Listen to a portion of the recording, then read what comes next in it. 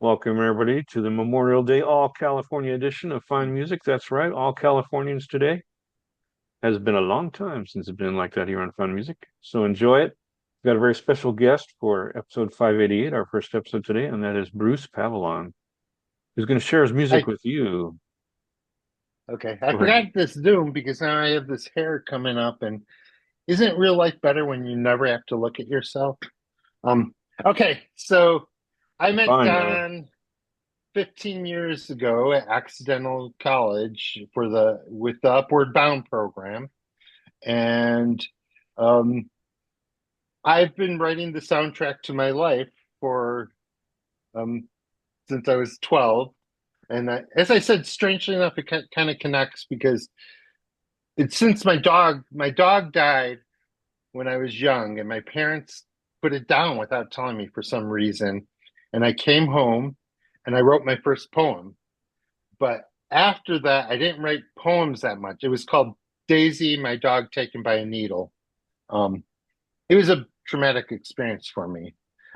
But after that, I said I'm going to write the soundtrack to my life, and I started writing the soundtrack to my life. And now I have 70 songs out right now, I believe, on all the streaming services under the name Papa Twister. That's two words, Papa Twister.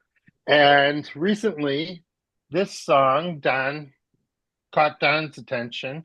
And with Don, I was having a conversation about a long time ago while eating lunch at a very good cafeteria, Accidental. That is the best college cafeteria I've ever been to. And I wanted to know when a song becomes a poem or when a poem becomes a song. And I think I actually, after 15 years, I haven't seen Don since. I think I accomplished it. I think this might be a poem, but you guys are the poets, so you guys tell me. I'm not, I'm a songwriter. So I'm ready. Here's my song. True Alrighty, that's story. that's my cue to share. Yes. Here we go.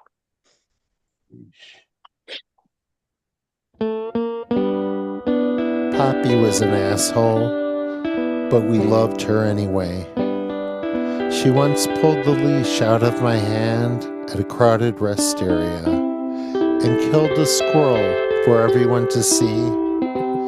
I had to get her as the crowd applauded me. Poppy was an asshole.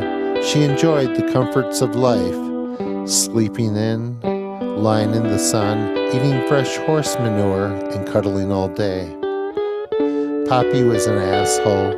Her sad eyes haunted us. Her old soul earned our trust. When she was in Omaha, she rolled in shit in a park, and we had to walk to a self-serve dog wash several miles away.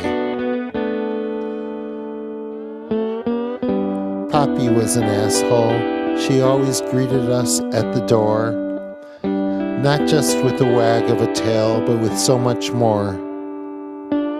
Barks of delight, a range of vocalized moans, and she was the best fishing and floating dog I ever had. Poppy was an asshole. She never made it through the summer without going to the vet. Melodrama was at its best when Poppy had a hurt paw or a hematoma. Poppy was an asshole. A little bit of me died with her. Poppy was an asshole, but she gave a lot of love.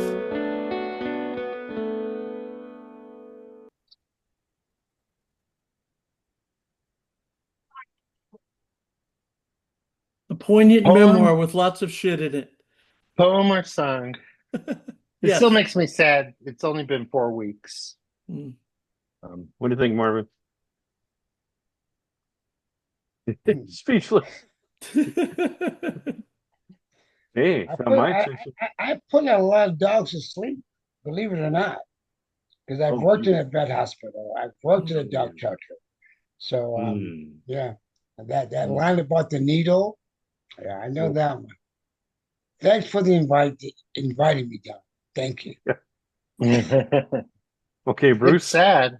I have a good vet. He's nice. And he doesn't lie to you either. And I put a lot of my own dogs down.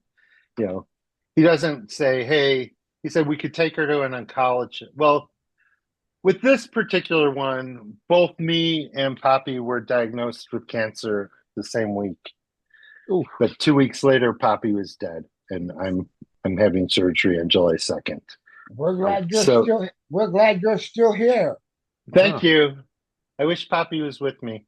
I wish that too. Thank you. So how did you do the musical portion of this song? It's a song poem. Yeah, I write my music on GarageBand. So I actually, because I wrote the lyrics first, and then Laura told me to write music. And this guitar here Wow. is a slide guitar. It's a Bronson 1952. I was working at a pizzeria, and my boss got that at an auction for $25, and then he sold it to me for $75. And that was probably 1985, and I've had it since. And there's no guitar that I've had longer. So that is my longest guitar. I brought it from St. Paul to Los Angeles, and I've kept it. The music's really simple because I did a C9 tuning, and I played the six. The C9 tuning is where you could most. I'm kind of imitating the. Wait, this is the lap slide, and then I forgot, what do you call the bigger slides? You know what I'm talking about? Steel pedal. Big steel pedal. So I'm imitating the steel pedal tuning on this. And I'm just playing the six, and I'm basically I just did a blues.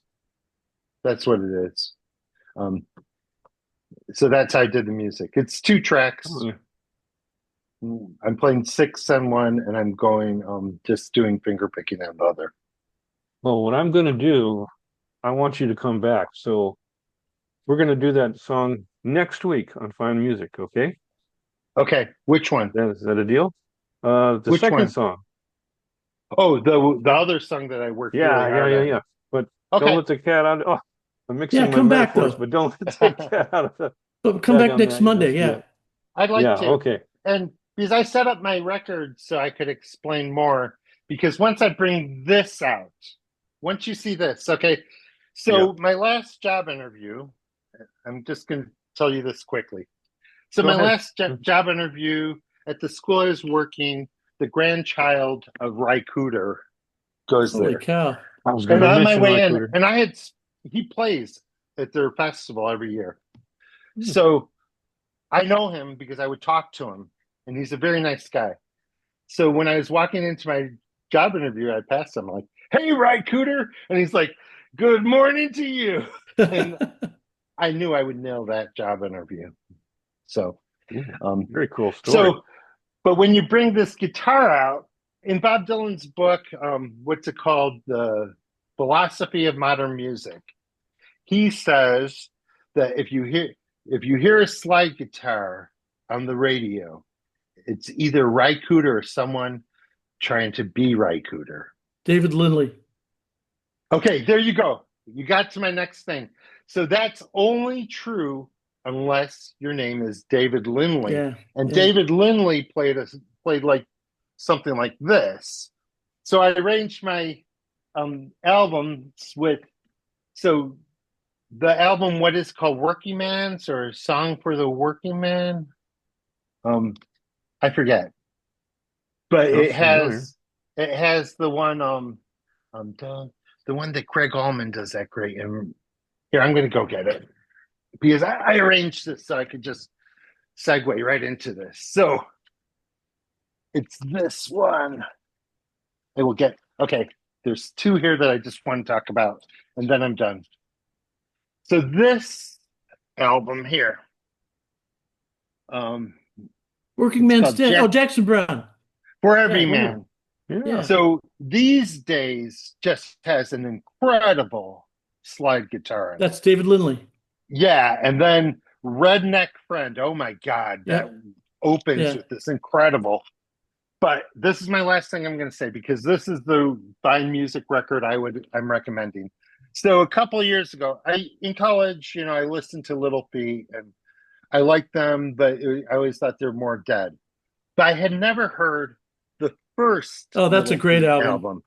And this one, it Yes. opens up with snakes on everything. And my God, the slide, Lowell George comes out smoking.